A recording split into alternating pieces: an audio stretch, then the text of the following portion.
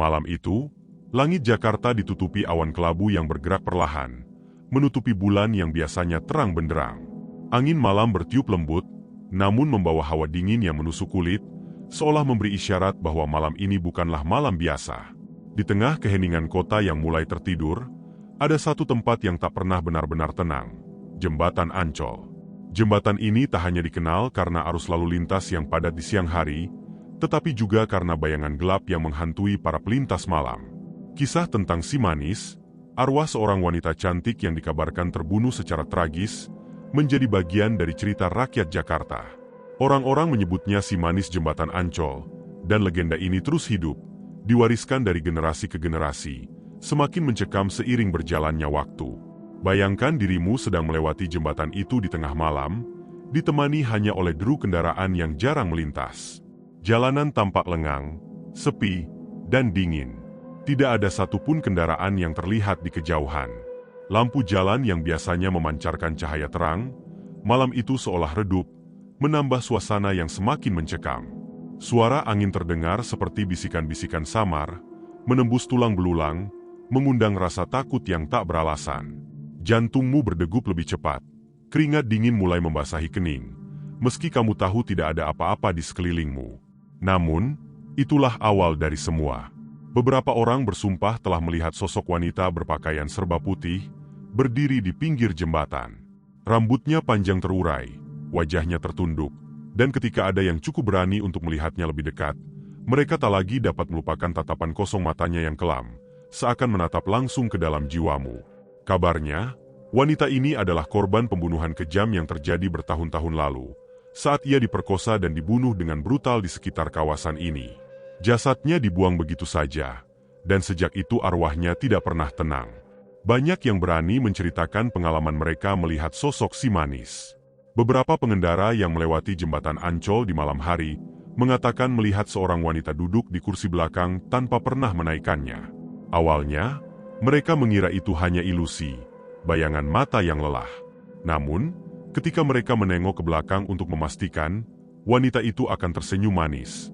Tetapi senyum itu perlahan berubah menjadi senyuman yang mengerikan, seakan mengundang rasa takut yang mendalam.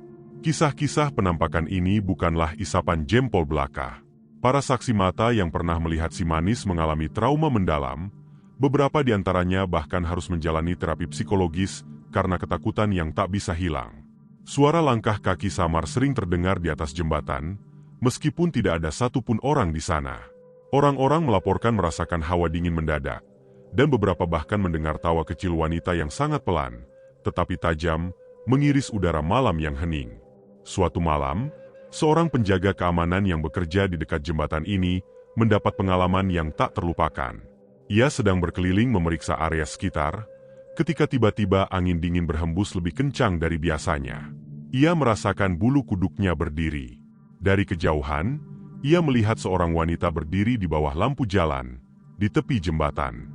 Dengan rasa penasaran, penjaga itu berjalan mendekat, bertanya apakah wanita itu membutuhkan bantuan. Namun, ketika jaraknya semakin dekat, wajah wanita itu mulai tampak jelas di bawah remang lampu.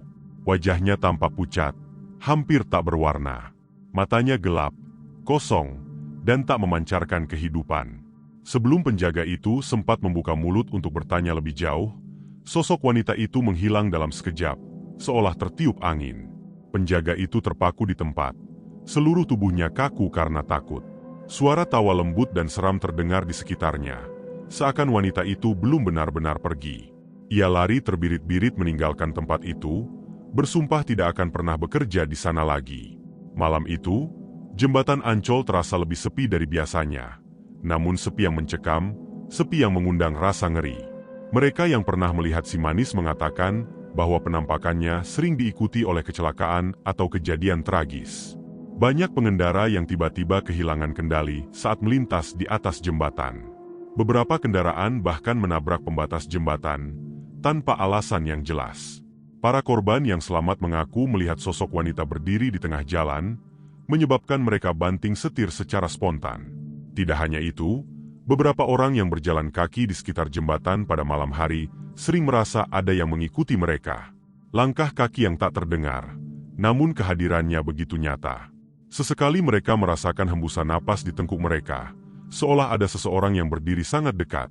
Namun ketika mereka menoleh, tidak ada siapapun di sana. Kisah si manis ini bukan sekadar legenda kota. Ini adalah cerita yang hidup di hati dan pikiran banyak orang yang pernah mengalami teror di Jembatan Ancol. Dan bagi mereka yang cukup berani untuk melewati jembatan itu di malam hari, satu nasihat sering diberikan: jangan pernah menengok ke belakang, apapun yang terjadi. Sebab, jika kamu melihatnya, tatapan kosong si manis bisa menjadi tatapan terakhir yang kamu lihat di dunia ini. Malam semakin larut, dan Jembatan Ancol terus berdiri di tengah bayang-bayang kegelapan, menunggu pelintas malam berikutnya yang mungkin akan menjadi saksi bisu dari teror abadi si manis Jembatan Ancol. Malam itu, seorang pemuda bernama Ardi, seorang pengemudi ojek online, memutuskan untuk mengambil pesanan terakhir sebelum pulang. Seharian dia menghabiskan waktu mengantar penumpang keliling kota, dan pesanan kali ini memintanya untuk mengantarkan makanan ke daerah sekitar Ancol. Dia tahu cerita tentang Jembatan Ancol, namun, seperti kebanyakan orang modern, Ardi tak terlalu mempercayai kisah-kisah hantu atau arwah penasaran. Baginya, semua itu hanyalah mitos yang dibesar-besarkan oleh orang-orang yang takut pada malam. Setelah mengambil makanan dari restoran, Ardi memacu motornya dengan cepat, ingin segera menyelesaikan pesanan terakhir ini dan pulang untuk beristirahat. Malam sudah lewat tengah malam, jalanan semakin sepi, hanya ditemani oleh lampu-lampu jalan yang redup dan bayangan gelap yang bergerak cepat di sepanjang trotoar. Jembatan Ancol mulai terlihat di kejauhan. Hanya ada sedikit lalu lintas di atasnya, dan suasana terasa sangat sunyi. Saat Ardi mendekat, suara bising jalan raya seolah lenyap begitu saja, tergantikan oleh desiran angin dingin yang menusuk.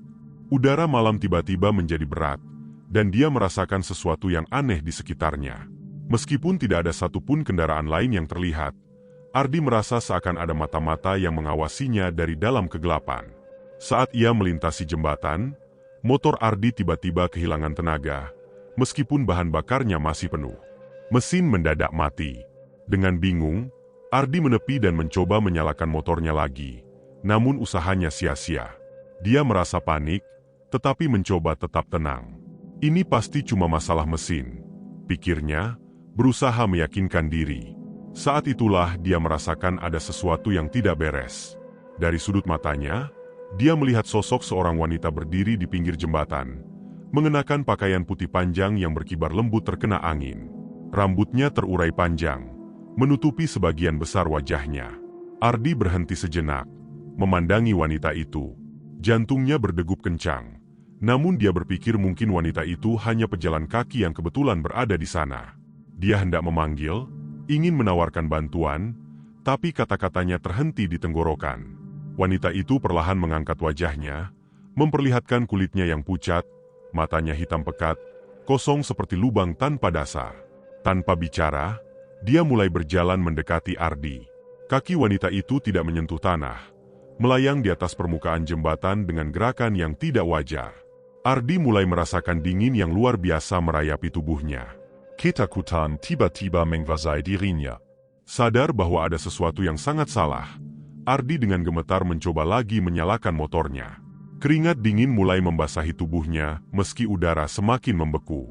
Tangannya bergetar saat memutar kunci, dan saat itu, dari belakangnya, terdengar suara langkah kaki.